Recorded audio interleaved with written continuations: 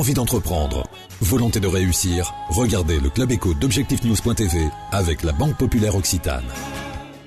L'aéroport Toulouse-Blagnac, le partenaire des entreprises du Grand Sud-Ouest, vous présente le Club Éco d'Objectifnews.tv.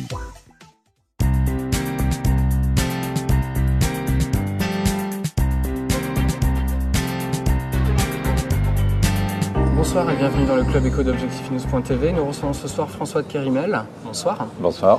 Vous êtes le dirigeant de la société donc Kérimel. Est-ce que vous pouvez nous présenter votre activité pour commencer ?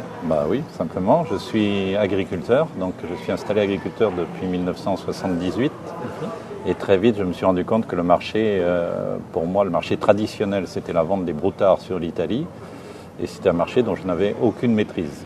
Donc, grâce à un ami qui pratiquait déjà la vente directe aux particuliers depuis une dizaine d'années, il m'a aidé à démarrer. Donc, j'ai commencé en 1983 la vente directe aux particuliers. 83-87, on a fait la vente à la ferme. Le client venait avec des bassines chercher la viande à la ferme. 87 à 97, on est parti suite à l'investissement du boucher, puisque les services vétérinaires nous disaient qu'il fallait quand même évoluer. Donc on est parti dans le Tarn pour faire découper notre viande. Et en 97, donc, j'ai créé l'entreprise SARL Kérimel à Tarbes en Ariège. Et nous nous sommes développés. D'accord. Donc d'une activité d'agriculteur, vente directe, maîtrise de notre outil par la création de l'entreprise à Tarbes. Et diversification aussi, puisque je suis prestataire de services pour les autres agriculteurs qui veulent faire de la vente directe. Donc je leur donne des conseils et je leur fais la prestation de service. Alors qui sont vos concurrents justement ?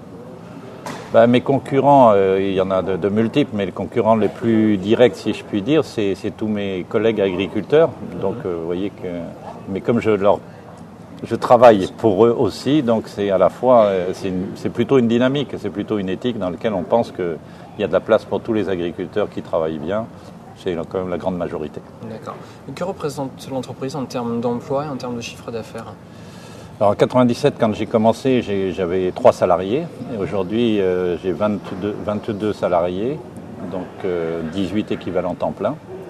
Et un chiffre d'affaires, on fait entre 1,6 million et 1,8 million suivant les années. D'accord. Comment se porte le marché, justement ? Alors, avec ces régulières, en tout cas, alertes sanitaires, avec le prix de la viande qui est aussi relativement élevé. Oui. Alors le marché, si on parle d'une manière globale, la consommation, puis c'est ça qui nous guide, le consommateur influencé par toutes les alertes sanitaires de fait mange de moins en moins de viande. Et puis il y a toutes les histoires de diététique avec beaucoup de pollution aussi sur des idées, chacun voulant placer un livre, une idée, alors que, encore une fois, ce qu'on prône, c'est une nourriture équilibrée, mais de tout temps. Et donc le marché est plutôt en tendance baissière. Par contre, pour nous, comme c'est une histoire de relation et qu'en vente directe, c'est une niche, c'est-à-dire qu'on représente la vente directe en France, c'est 4 ou 5% du marché de la viande. Mais donc je pense qu'il y a une capacité de progression puisque c'est une relation directe qui s'instaure entre le consommateur et le producteur. D'accord. Vos tarifs sont plus bas, justement, qu'en grande surface, par exemple, moins d'intermédiaires, donc moins cher ? Alors, vous savez que la grande surface a cette capacité de faire très très bas, mais elle peut faire très cher. Donc, on avait fait faire des études par des jeunes ingénieurs et qui nous avaient, c'est une tendance qui nous situait plutôt entre la grande surface et le boucher détaillant. Mais la grande surface peut vendre plus cher que nous. Elle peut vendre beaucoup moins cher, mais elle peut vendre aussi beaucoup plus cher. Avec une qualité égale, inférieure ? La qualité, c'est un grand débat. Mais nous, ce qu'on assure, c'est justement du producteur. C'est une traçabilité, c'est une relation de confiance qu'on établit. Et notre démarche, dès le départ, a été de dire à notre consommateur, il y a plusieurs moyens de vérifier les process et la traçabilité. Nous, ce qu'on vous propose, c'est qu'au lieu de payer des gens extérieurs pour venir vérifier, sachant que la vérification, c'est toujours de l'ordre entre 5 et 10% des volumes, c'est vous qui allez vérifier vous-même.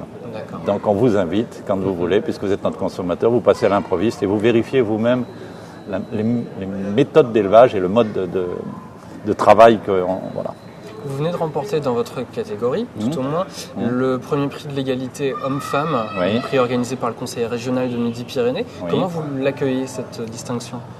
Moi, c'est une fierté pour l'entreprise et pour les salariés qui la constituent, parce que veux dire que la première accroche sur l'égalité homme-femme n'était pas notre sensibilité, si je puis dire. Pour nous, ce qui est important, c'est le respect des personnes, quelles qu'elles soient. Et on avait eu un petit entretien avec justement une organisation qui s'occupe, par exemple, je crois que c'est l'année dernière, il y a eu une année ou une période sur le handicap.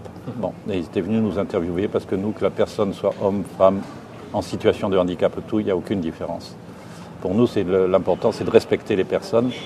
Donc, quand on a eu le dossier, on n'a pas été enthousiasmé. Puis après, on s'est dit, après tout, c'est une opportunité. Ça nous a permis de revisiter nos modes et justement notre attitude avec les uns ou les autres. Ça nous a permis de reconnaître avec les salariés on avait toujours des points à améliorer, mais que la tendance, c'était pas mal. Et puis surtout, on s'était dit, comme on est une petite entreprise, comme on a des moyens limités, donc on s'est dit que 75% de la prime, si on l'avait, reviendrait aux salariés. D'accord.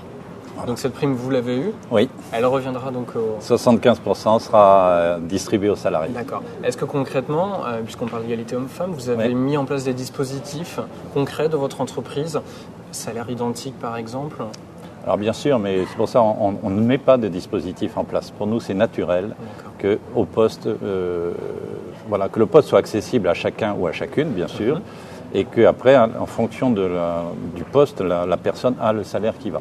C'est-à-dire qu'on a réalisé, mais on l'a pas avec la rédaction pour le prix, on a réalisé justement que nous avons une femme qui est aujourd'hui responsable de production, qui dans son cursus a commencé conditionneuse chez nous, c'est-à-dire au poste de départ. Aujourd'hui, elle a une responsabilité. Elle ne savait même pas elle-même si elle avait remplacé un homme sur ce poste-là. Et en fait, elle a un salaire supérieur, 1 an après, à l'homme qui est parti. D'accord. Voilà. Combien de femmes au sein de l'entreprise sur les 22 postes ? 14 femmes et 8 hommes. D'accord. Donc notre question de parité, ça serait plutôt de retrouver des hommes. Hein. D'accord. Justement, pour recruter, comment est-ce que vous procédez ? Est-ce que c'est facile, justement, d'équilibrer un petit peu ? Mais le recrutement, pour nous, n'est pas lié du tout, justement, encore une fois, ni à la qualité de la personne, ni à son sexe, ni à son handicap. C'est des compétences qu'on cherche. Et après, c'est des compétences, mais surtout une manière d'être, une culture, un sens du travail, un sens d'un travail en équipe et un sens de certaines notions par rapport aux salariés, le contrat de travail ne suffit pas.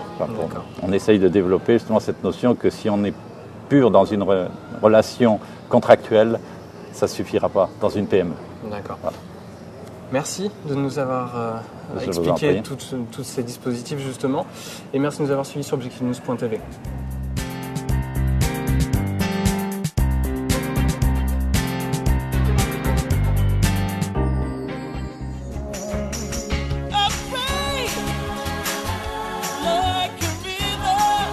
Envie d'entreprendre ?